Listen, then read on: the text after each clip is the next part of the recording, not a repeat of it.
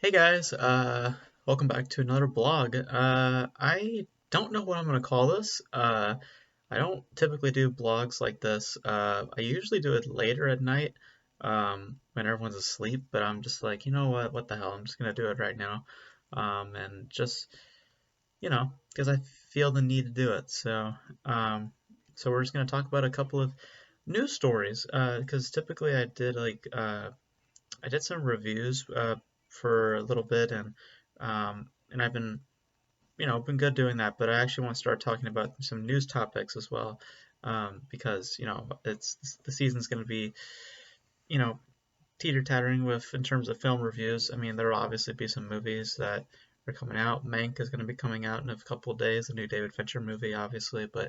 Um, but until then, and maybe like spurt throughout the week, maybe if there's I'll just compile a bunch of news stories and we'll just talk about those. Because I used to do this on like a podcast I did. I had it called CinemaFolks podcast, and also I did podcasting back at high school. That kind of fell under.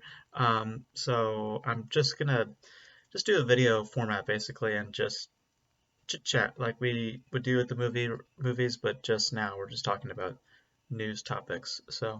Um, so let's just dive right in. I don't know what I'm gonna call this thing. I might just just put up the names of the subjects that we're discussing today, and um, that's probably gonna be it. But anyway, let's just dive right in and talk about what's been going on lately in film. So the first thing that I'm gonna talk about is something that actually happened. I think it happened today, maybe yesterday. I'm not sure. Um, Apparently, the rights to Daredevil are now back with Marvel Studios. We've been waiting for this for quite a while. Apparently, there's now a campaign going on, hashtag Save Daredevil, and some of the actors, I guess, got involved in it as well. Um, Now, this doesn't mean anything. I mean, it doesn't mean anything right now. I mean, it means a lot of good things for hopefully the future with Daredevil, but it does not mean anything at the moment. That doesn't mean that Charlie Cox is going to come back as Daredevil. It does not mean that they're going to bring in Daredevil anytime soon. It just means that they have the rights now at their disposal and they may use them as they see fit. Um, but but of course, we all want Charlie Cox to come back as Daredevil. I love him as Daredevil. I think he's one of the best comic castings that we have seen in terms of the superhero genre. I think he's one of the best. He's great as Daredevil, and I love the show Daredevil. It was one of my favorite shows on television at the time. I love it. I really enjoy Daredevil quite a bit. And I wish they did a season four. I still don't quite understand the reasoning why they fell fourth season, but uh, I've said it before with a couple of people. The person that I think it's safe to say that Charlie Cox is not going to come back as Daredevil. I know, even though everyone wants him to be, the likelihood of that happening is probably very small. Um, so if we were to get a replacement for Daredevil, I've said it before. I think Joseph Gordon-Levitt would be a good replacement as for Charlie Cox. I think that he'd be a great replacement. He's got the charisma, he's got the look, he's got the chops. Obviously, he's proved it time and time again with a lot of his movies. He was particularly good in this year's Trial of the Chicago Seven. I and he plays a lawyer in the Trial of the Chicago Seven. If you wish to see any of his lawyer chops, to see how he can work in that type of aspect for Daredevil. But I think he would make a good replacement. Obviously, you can't beat Charlie Cox, but I think that'd be a fair replacement. But again, we don't know the story of what's going to happen with Daredevil yet in the MCU. I do know, not for a fact, but I'm pretty certain that it's going to be a recasting. Like I said, I'd be game for Joseph Gordon-Levitt or just an unknown. But um, yeah, it's good to hear that's back at Marvel Studios, but it doesn't really mean much. So not at the moment anyway. But it's good to hear that they're back at Marvel Studios because Netflix is not using those rights for any reason. They just kind of just dumped all the Marvel shows. I get there was a there was a whole camaraderie, a whole dispute, a whole back and forth between Netflix and Marvel Studios. They were not on good terms, to say the least. And there's a fire thing going on behind me, um, but they weren't on good terms. And they uh, they had to part ways, and um, I think that that's for the best. I mean, obviously, as a company, you don't want to, you know, be a part of toxicity, or in any form of relationship, you don't want to be a part of toxicity. So it makes sense that they parted ways. But you know, it is unfortunate that we didn't get to see more content from Netflix, from their properties that they had produced. Like I said, I love Daredevil. I wish I saw season four, to wrap it up a little bit, because season three, if you just removed the end credits or the little snippet for season four, it actually is a fairly suitable conclusion for the Daredevil show. Um, so it doesn't end on like a, like an oh fuck, we just got canceled, we can't really move forward for anything. It actually kind of puts in a place that feels suitable, I would say. But yeah, so that's the breaking news. No, it's good to hear it, but nothing at the moment. So all right, so first story I want to talk about is Dan Trachtenberg. He is going to be helming the next Predator film, and apparently he has been developing this idea for the past 4 years, ever since his great directorial effort, I must say, in 10 Cloverfield Lane, a film that I thought was extremely thrilling. And if you watch that movie now, um, hearing this news that he is helming a new Predator film, it fits pretty damn well. If you watch 10 Cloverfield Lane, if you replace John Goodman and put a Predator in there, it feels very much so, in terms of tone and style, like a Predator film. And um, I think that he is gonna. I think that that's a perfect choice for someone to helm the next Predator film. And I've heard that it's not gonna follow. It's not gonna be a sequel to The Predator, the one with that Shane Black did, which was just, you know, it wasn't it wasn't absolutely terrible, but it was definitely problematic, very disposable. Um, so it's going to be another reboot of some sorts, or a sequel to the original, who knows. Um, but the part I want to touch on was his reaction on Twitter. I found that reaction to just be very weird. He responded quite negatively to the press when he when they released that he's doing a new Predator film. Apparently, he wanted this to be a surprise, and there was a lot of these like other filmmakers who were coming in to support him. Listen, I understand the artistry of keeping something secret. I understand that secrecy, that you like being kept, and not having a lot of pressure on you creatively. I get that reasoning, but when you're working with a studio like 20th Century Fox or Disney now, and you're helming a project such as Predator, a big tentpole project for them, eventually that news is going to get out there, and either through leaks or through rumors or through deadline, reputable sources. It's going to get out there in one capacity or another, and you should know that going in, that this is the job, and we have to start having people hear about this soon enough, um, either be through a first trailer or whatever. Like, I understand keeping stuff secret. Like, the reason why he was able to keep 10 Cloverfield Lane a secret was because Cloverfield, while a good film, I would say one of the better found footage films, um, it's a film that was super small, and it was not a big tentpole project. If I'm not mistaken, I can look it up right now because I have my computer off to the side here. I have a tab open. If we go look at how much Cloverfield made, the original Cloverfield film was a $25 million budget, and it made around $170 million. So it was a good success. But it wasn't like a huge blockbuster success. It was just a a good success, like a good positive for success, but not a blockbuster success like a Joker or anything else around those types of smaller budget ranges.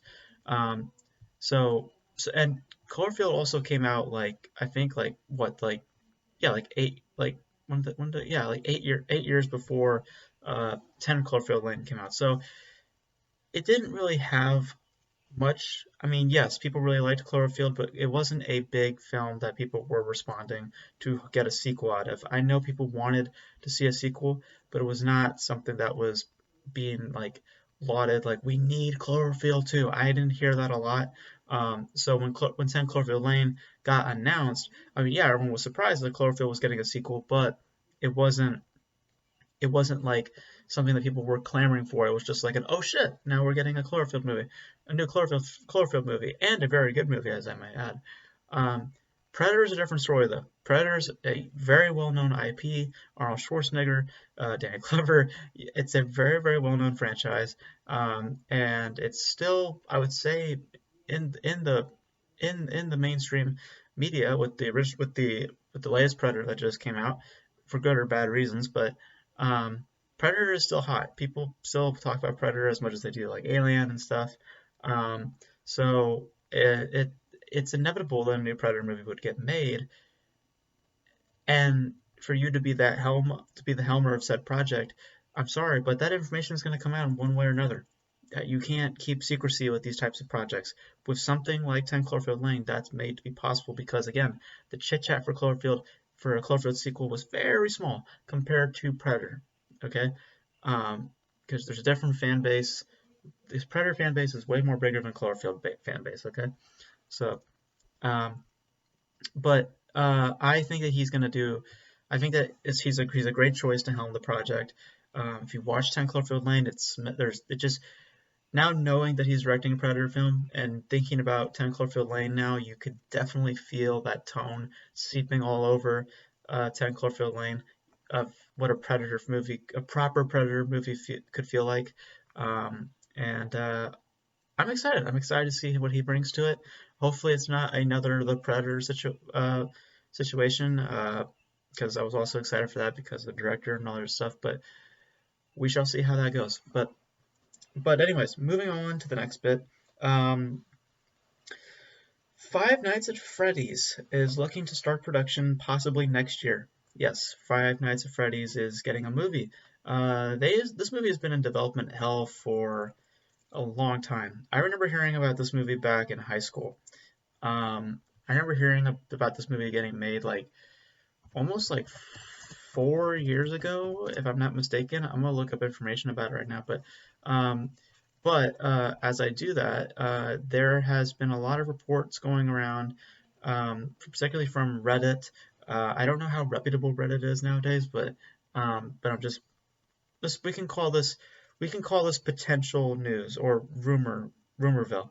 Um, but Five Nights at Freddy's is looking to start production next year, particularly in the spring, and it looks like a script is finally finalized and completed. Because apparently there's been a lot of rewrites and a lot of setbacks, and it's just it's been a problematic thing for this movie. I don't remember how long ago it was when the movie was initially supposed to start, but I know that it was a long time ago. I know for a fact it was not recent. I remember hearing it, like I told you, freaking 3 or 4 years ago. So this movie's been in development for a while, and I think the reason why this movie also gained a little more momentum is probably due to the video game movies that came out this year, with Sonic the Hedgehog being one of the bigger movies this year. Granted, due to the pandemic, but also Sonic the Hedgehog itself has made is now the highest grossing video game movie of all time. So that may have given a little bit more of a bump up, saying, okay, if Sonic can do it, then we can do it. Um, and I don't know what the budget on this is going to be. I hope it's small as hell. I'm not familiar with the games, but I know that the concept leans for a very isolated type of premise. Make that thing cheap, well, not cheap to the point where it's like quality, but quality starts to get affected. But you know, like I would say 10 million at best, 10 million.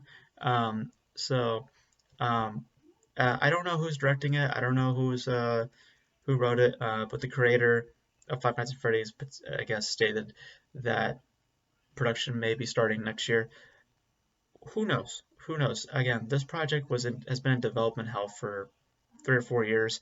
I remember talking about it when I had a film club back at high school. So who knows? Who knows what's going to happen with this project? Hopefully it gets off the ground, but we'll see what happens. So okay, we got a trailer that came out this past week for a movie called Our Friend. Stars Casey Affleck, who I was talking about not too long ago about Manchester by the Sea. Again, a brilliant performance by him. Starring him, Jason Segel, and Dakota Johnson. And it tells the story of a couple that is Dakota Johnson is fallen ill to cancer, and Jason Segel comes in the friend, or which is funny because that's what the movie was originally called, The Friend. Now it's called Our Friend. Um, the friend, Jason Segel, comes in to help with the family, and bonding ensues, and the power of friend. The type of premise that they're kind of leaning into. Um, but I gotta say, it looks interesting. I'm interested to see it. I've heard positive things about it from I'm trying to remember where it premiered. I think it premiered at Sundance last year, I think. Um, and it was originally called The Friend, but now they changed it to Our Friend. Um, and I think Dakota Johnson looks good in it. I think that's the person that stood out to me the most was Dakota Johnson. I'm a sucker for Casey Affleck. I've really enjoyed his work. I enjoy his work. I just loved his work in Manchester by the Sea. I really am curious to see his directorial effort in Light of My Life. I really want to see that movie. Um, and I also really enjoyed him for the subtlety he had in A Ghost Story. I really enjoyed him in that piece as well. Um, and Jason Segel, I'm honestly not super familiar. I mean, I know the name, but I'm not super familiar with his filmography. Let me look it up right now, actually, because I know I've seen some of his movies, but um, let me just make sure what movies he has done so I can just know who the hell I am talking to. Jason Segel, what have you done? You have done Despicable Me. He's done The Muppets. He's done The End of Our Tour, Forgetting Sarah Marshall. Knocked Up. Yeah, I've known him as a comedic actor. Um, I'm just not familiar with his filmography. I've not seen a bunch of his movies. The more I look at it, but I am familiar with who he is. But he looked charming in it. I think that he looked charming in the trailer too. So, um, comes out on January 22nd, 2021 in theaters and VOD, I assume. Let me just double check on that. And it looks interesting. I think that it looks interesting. I'm gonna hold out on it until we actually see it. But like I said, from Sundance, I heard some positive things about it, and I I like the premise. It's a nice, positive idea, and I like that I like it. I like it. So, um, yeah, it comes out on 22nd on as a in theaters and on VOD. So we shall see how that film does. Yeah, looks interesting to me.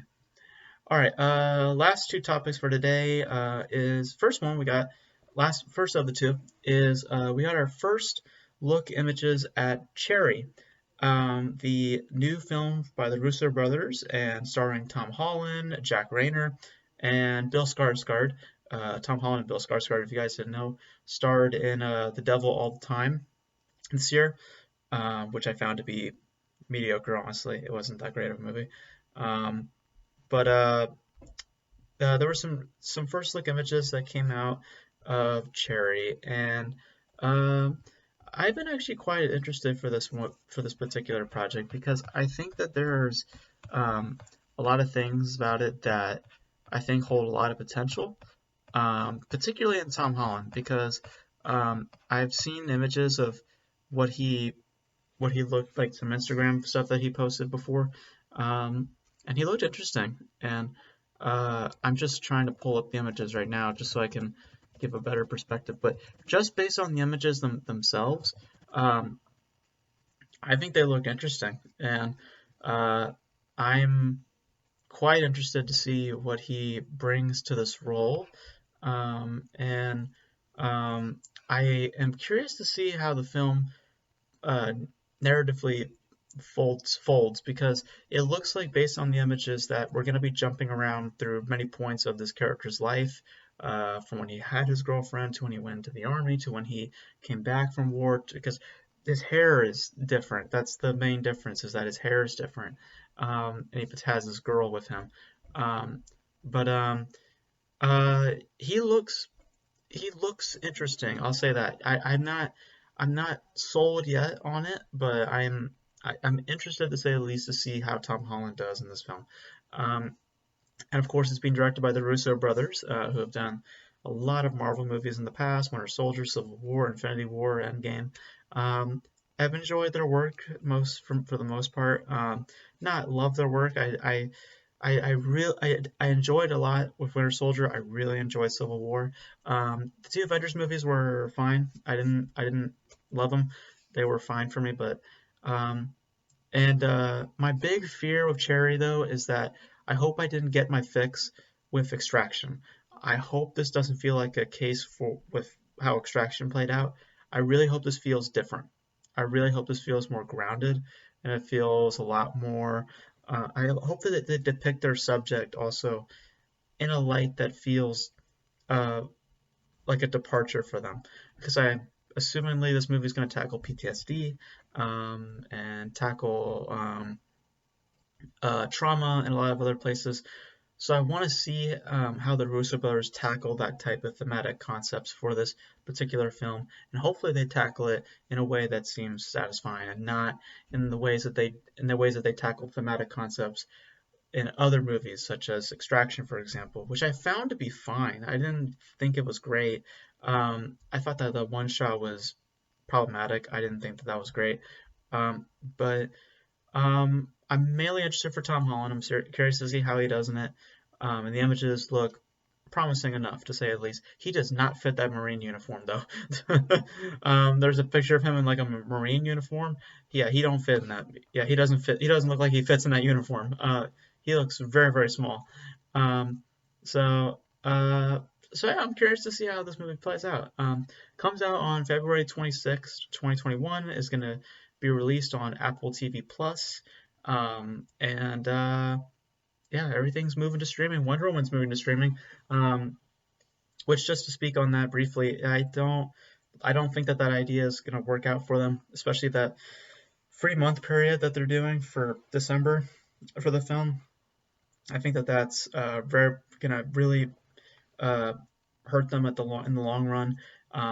You're basically going to accumulate nothing because no one's going to the theaters, and you're going to get make no revenue for the first month, which is where you should be making the most money.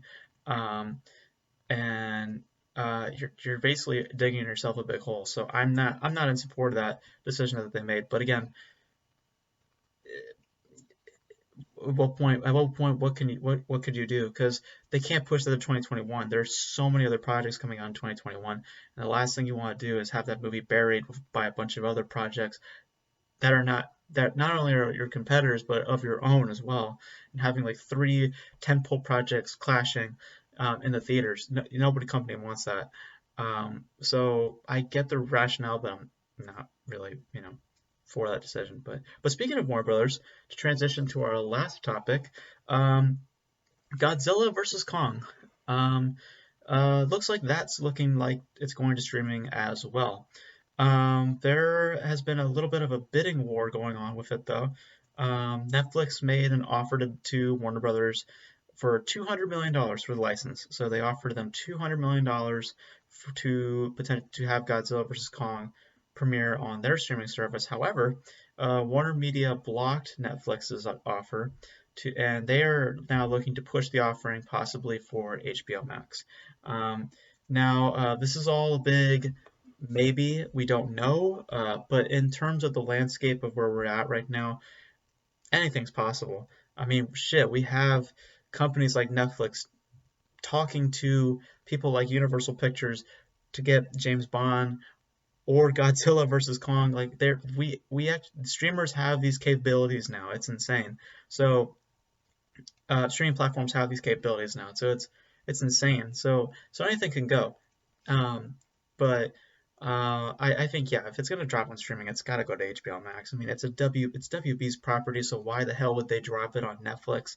And it's a very valuable IP, a very well-known tentpole IP. Why would you drop that on Netflix? Of course, it's gonna go to HBO Max. Um, Hopefully for a premium price. Yeah, hopefully they do the premium price. Hopefully they don't do this month free bullshit that they're doing for Wonder Woman 1984. Hopefully they actually stick with a premium. Again, if you're gonna do a premium price, don't do what Disney Plus did. Don't do the $30 because nobody was gonna pay $30 for it. I understand why they did the $30 because it's the first time anybody did that type of idea before of dropping a $200 million plus tentpole onto a streamer. I understand that that was the first time any company really did that before, and they did $30 price tag so that they can uh, try to save their ass a little bit by doubling down on what the normal ticket price would be to try to make up for the losses that they probably saw coming. Um, and and again, that was all experimental. And well, as we saw, that experiment failed. And I would say the reasoning for it failing, well, one of the reasons, is because of the price. Nobody was going to pay $30 for it. So I think that if you're going to do premium prices for these, because you have to do premium prices for these. You're not going to do a free month thing. Um, I would say that you should put $15. I would say that's the premium price that you should put up. $15. It's the same price for a theatrical run.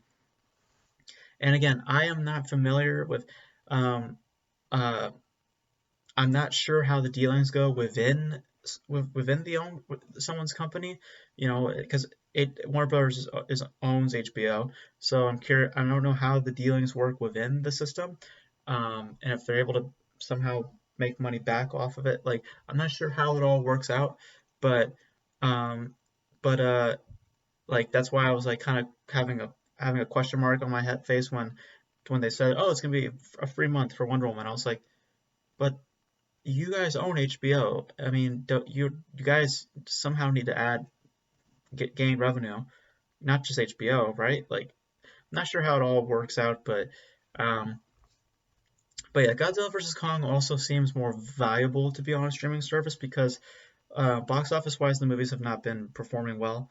The last one was Godzilla King of the Monsters, which is which was a very problematic film as well. There some really great monster action, but a lot of other stuff that you had to get past to get to that action. Um, but the Yeah, I think that that movie made like $400 million. I think I can look up numbers right now because I know the King of the Monsters was like a big tentpole. Like I believe it was like 250. I believe that's how much it cost. Let me look it up right now.